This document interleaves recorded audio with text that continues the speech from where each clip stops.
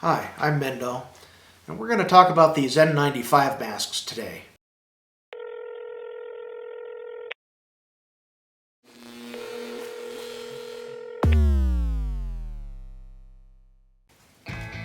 Now, back in the fall of 1910, there was a really bad plague that broke out across Manchuria, and that's the area that we now know as northern China.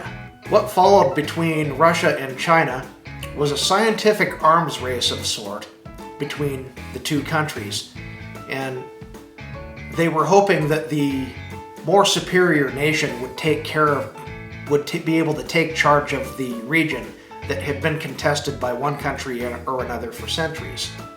So the Chinese imperial court brought in a doctor named Li Te-Wu, and he was to head the efforts for the Chinese. So Wu had studied medicine at Cambridge University, and after conducting an autopsy one day on one of the plague victims that was in the region, Wu determines that the plague was not spread by fleas, but as many suspected, through the air. So Wu expanded upon some of the surgical masks that he'd seen in the West. This Wu guy developed a hardier mask from gauze and cotton, which wrapped securely around one's face and added several layers of cloth to filter inhalations. His invention was a breakthrough, but some doctors still doubted its effectiveness. There's a guy named Christos Linteris from the University of St. Andrews in Scotland, and he is an expert in medical mask history. Who knew? Anyway, he describes the pandemic like this. It's apocalyptic, unbelievable. It kills 100% of those infected. No one survives, and it kills them within 24 to 48 hours of the first symptoms. No one has come across something like this in modern times, and it is similar to the descriptions of Black Death. So it's bad. Anyway, back to Lin Te. There's a famous incident. He's confronted by this well-known French doctor, a guy named Gerald Mesny, and he's been working in the Manchuria region. And so Wu meets him and explains to the French doctor his theory that plague is airborne.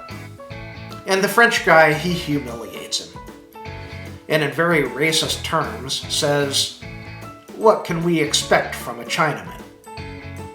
And to prove his point, he goes and attends to the sick in a plague hospital without wearing Wu's mask, and he dies in 2 days with plague. So there's that. These days, masks are engineered a little better than Wu's gauze mask. They take a melted polymer, or plastic strands, and they air blast it into layers of tiny fibers. This is called melt blown.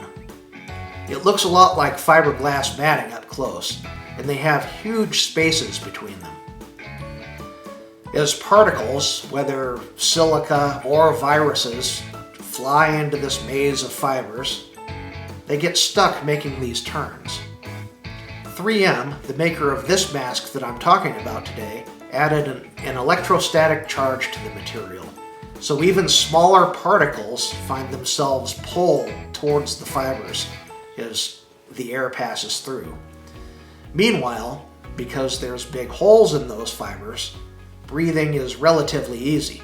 Now, the fibers are made from a synthetic polymer called electrets, which can maintain a permanent dipole moment both on the surface and in the bulk sheets.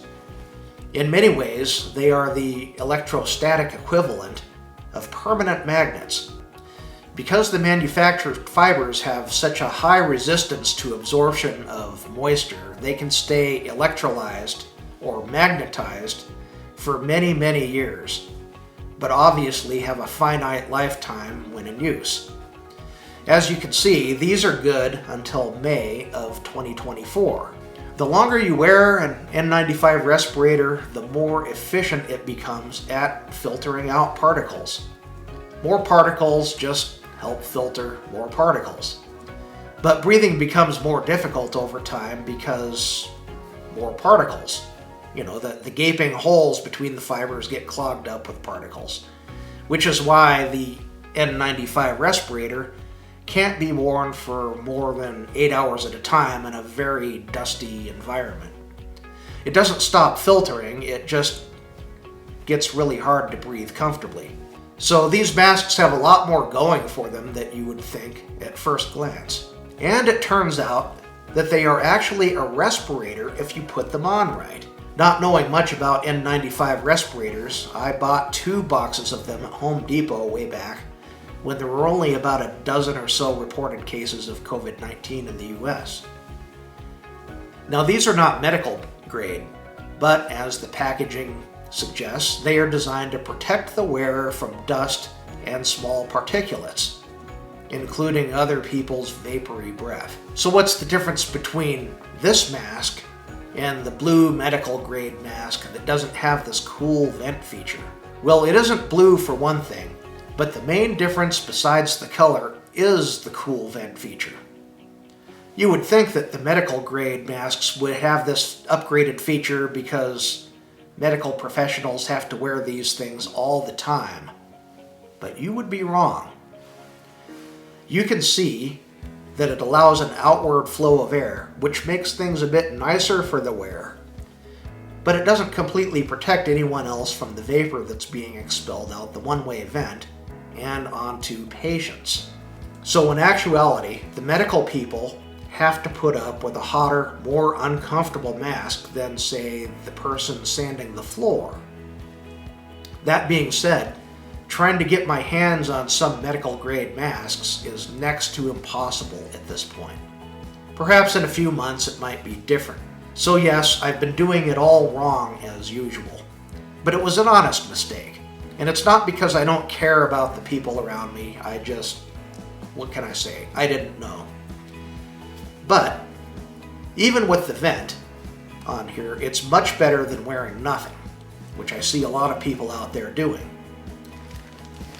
Now I have this well-worn bag that I keep in the car, and it has my N95 mask and this really nice mask that somebody made for me by hand, and it's a beautiful mask. It looks a lot better than this thing, but I haven't worn it very much, but usually when I see them I wear it for them, and I just really appreciate the care that they took in making this for me. And I also keep a pair of rubber gloves in here that I don't use very much. So what's good about this is it keeps it all in one place, and then when I'm done with it,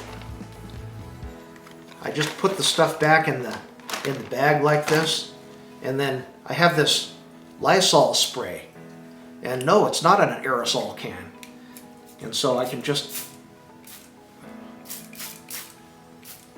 spray the mask, which is well used. I've been using this off and on for a couple of months now, and I stick it in the bag and let everything just fumigate in there. That should sterilize everything. Now this stuff, yeah, it's Lysol, and you can get Lysol at the dollar store for $1.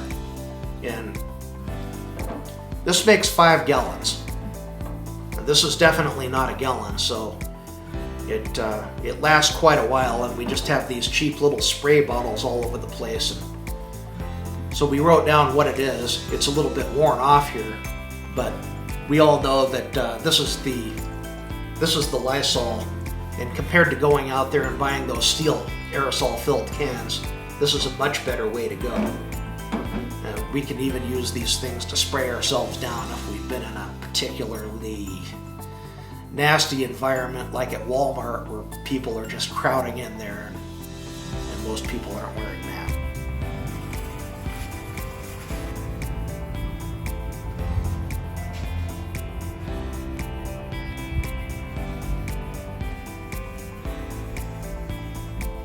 If you enjoyed this video, I really hate to have to ask, but just press the like button. It's not that hard, and I would much appreciate it. So until next time, we will see you later.